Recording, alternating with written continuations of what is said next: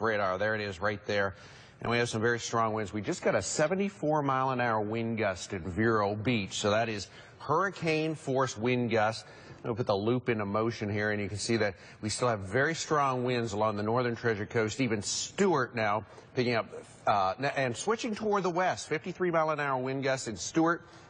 We've had several hours of very heavy rainfall and gusty winds along the Treasure Coast. So those winds fluctuating in the Stewart area and Martin County between 50 and 60, and very strong feeder band that's working all the way back through Okeechobee. In Fort Pierce, there we go with a 60-mile-an-hour west wind now. So as the storm pulls away and up to the north, pretty much paralleling the coastline up toward Melbourne, and then eventually up toward Jacksonville and Amelia Island and St. Augustine. We'll probably won't get a landfall in Florida, but we will be so very close.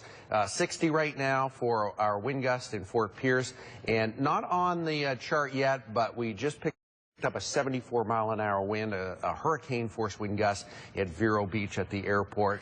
Trying to double check that, but it certainly appears to be reliable since we've had 3 or 4 hours of 60 to 70 and above 70-mile-an-hour winds. And now it's still northwest in Vero. We have a west wind in Fort Pierce, a west wind at 50 to 60 in Stewart, getting a little farther down the coast. I don't know what happened to the radar and the, not the radar, but the anemometer in West Palm, but we lost that a few hours ago. But some strong gusty winds there, too. And we're getting reports pretty much across the Treasure Coast of strong tropical storm force winds, some heavy rainfall still. Thankfully, the big band that was lingering over West Palm is now starting to move up over Jupiter.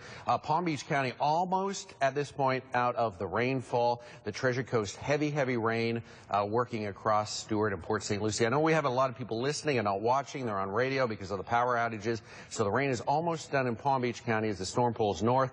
It is now almost east of Melbourne. It will be in the next hour, and pulling north. So this storm will drag all the rain and the gusty winds away in the next few hours, or at least most of them. So strong and still very gusty tropical storm force winds across Palm Beach County taper off through the next, I would say, 3 to 5 hours. On the Treasure Coast, we're going to have lingering, very strong winds into the mid and late morning, especially Vero and Fort Pierce, which are closest to the eye now, which, as I said, is about 20 to 40 miles east of Melbourne and moving up toward the Cape. It doesn't look like we're going to get a landfall as we get into the mid-morning hours. We'll see this storm continue to move up toward Jacksonville. Alex Hagan out there in the storm tonight. Give us the latest on what's going on.